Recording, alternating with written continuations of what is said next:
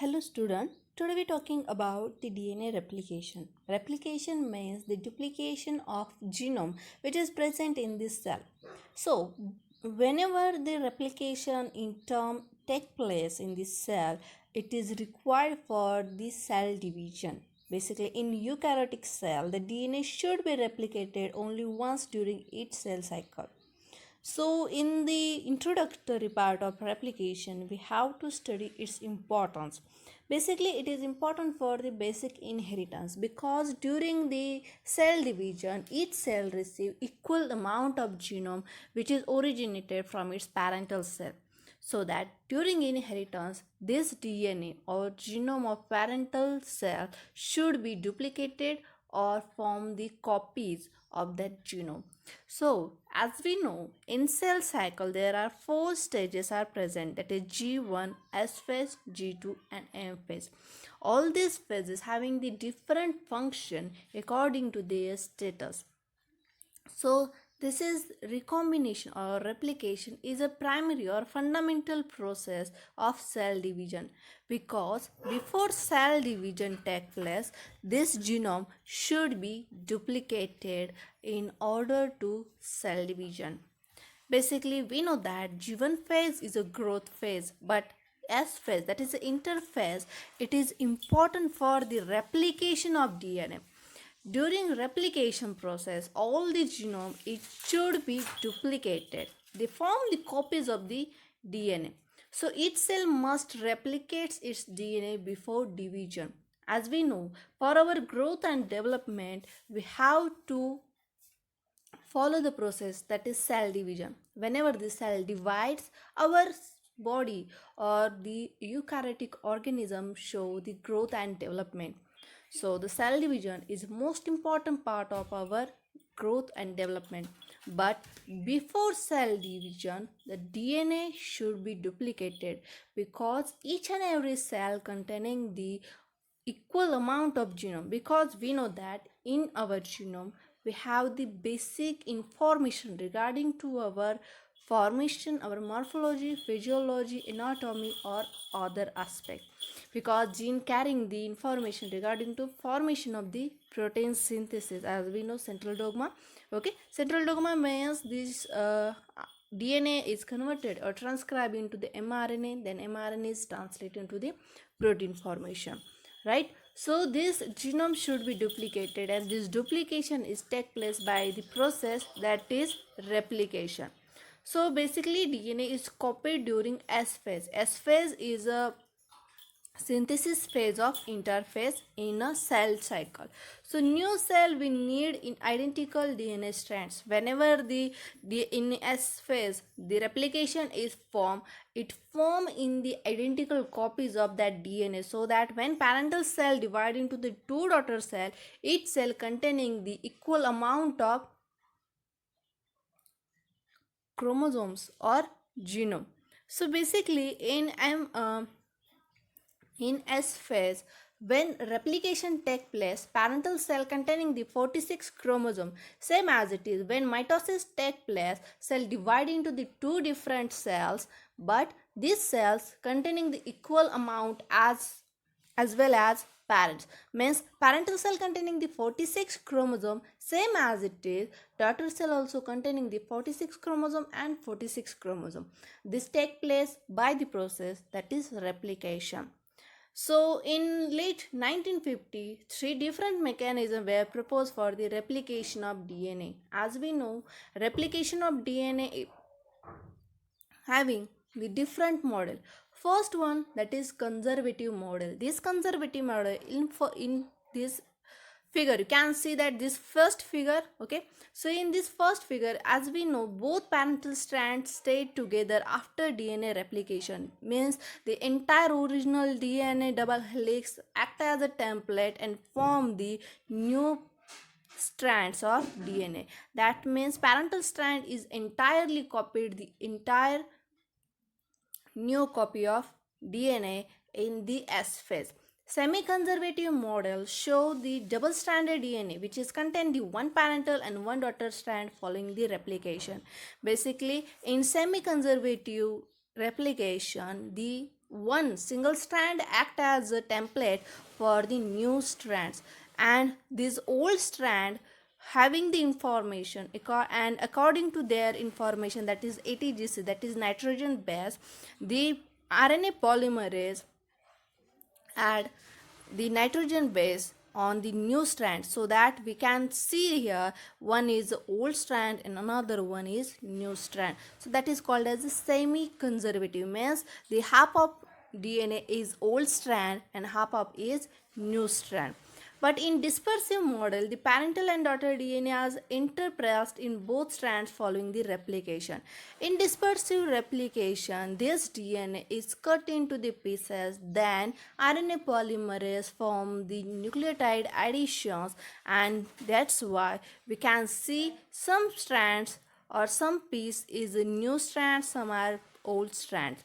So that is called as the dispersive replication. Most of the time in eukaryotes we see the semi-conservative replication, means one strand is the old strand, another one is new strand. During semi-conservative replication, old strand act like a template. Okay, and in conservative replication, entire strands, that is entire DNA, act like a template for the new DNA synthesis. So basically there are some rules for DNA replication. Basically that is specificity of base pairing. Whenever First rule for DNA replication is that specificity of base pairing. As we know, DNA is made up of three components, that is phosphate group, sugar backbone, and nitrogen bases. Whereas nitrogen bases containing the four elements, that is adenine, thymine, cytosine, and guanine. These nitrogen bases having the specific base pairing. For example, guanine must be paired with the cytosine, whereas thymine must be paired with the adenine. So, whenever the DNA replication takes place in S phase, during the replication or nucleotide synthesis, this base pairing must contain its specificity.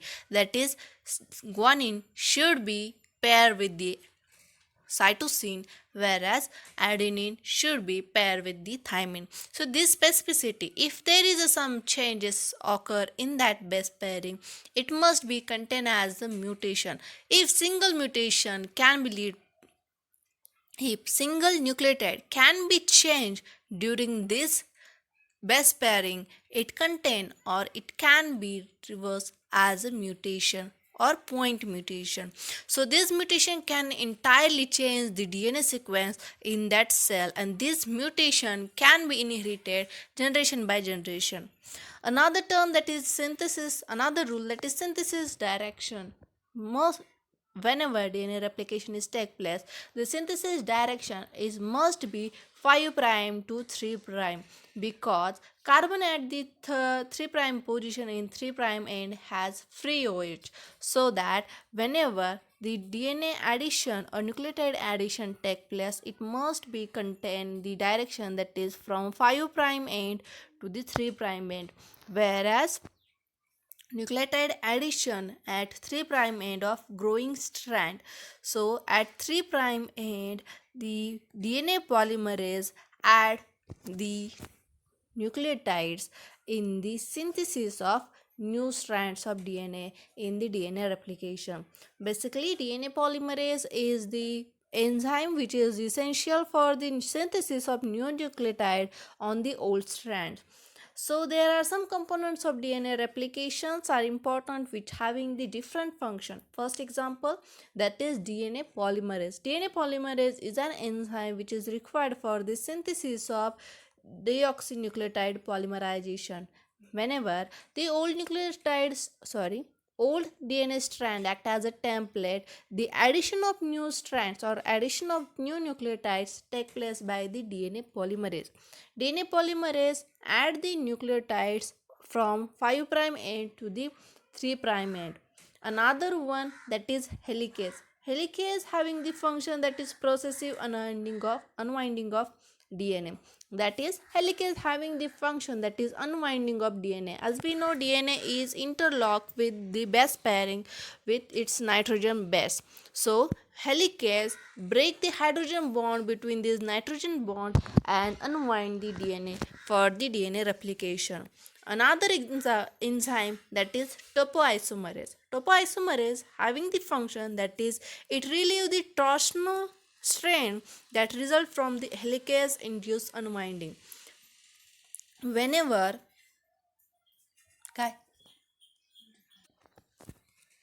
So, topoisomerase relieve the torsional strain of the DNA helicase. Whenever the helicase unwind the DNA, the torsion of that DNA is relieved by the topoisomerase enzyme. Another enzyme that is RNA primase. RNA primase is essential because whenever DNA replication take place, the first original site of where the replication take place, that origin site should be initiate the synthesis of RNA primers where the DNA synthesis take place. The primer synthesis done by the RNA primer enzyme.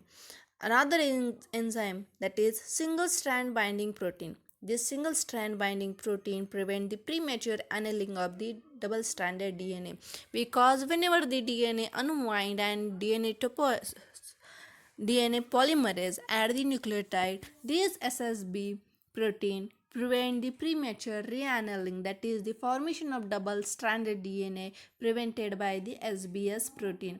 Another enzyme that is DNA ligase. DNA ligase is also important enzyme in the DNA replication because it seals the single strand link between the nascent chain and Okazaki fragment on the lagging strand. Basically, we know that the Okazaki fragments are synthesis on the lagging strands, so the gap between that strands is sealed by the DNA ligase. DNA ligase synthesizes the small nucleotides for the sealing the gap between two DNA strands. So these are the functions of this enzyme and these are the most important components during the DNA replication.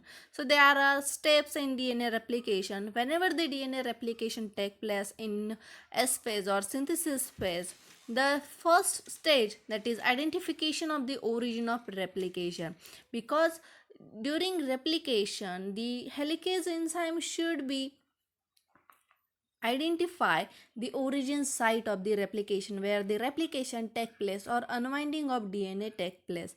Another second step in the replication that is unwinding, that is denaturation. Denaturation take place by the DNA helicase because DNA helicase break the hydrogen bond between the nitrogen bases.